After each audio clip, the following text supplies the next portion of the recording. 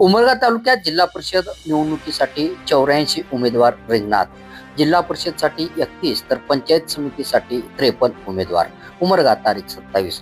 जिल्हा परिषद निवडणुकीच्या पार्श्वभूमीवर दिनांक 27 रोजी अर्ज माघारी घेण्याची अंतिम तारीख होती. उमरगा तहसील कार्यालयात अर्ज मागे घेण्यासाठी गर्दी झाली होती.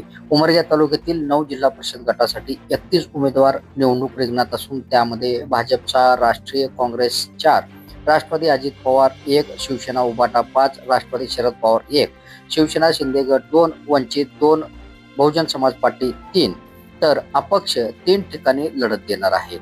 पंचायत समिती 18 गणासाठी 53 उमेदवार निवडणूक मैदानात उतरले असून भाजप 10 ठिकाणी, राष्ट्रीय काँग्रेस 8, राष्ट्रवादी अजित पवार 3, शिवसेना उभाटा 8, राष्ट्रवादी शरद पवार 3, शिवसेना शिंदे गट 6, वंचित 2, बसपा 1 तर अपक्ष उमेदवार 12 ठिकाणी लढत देत आहेत.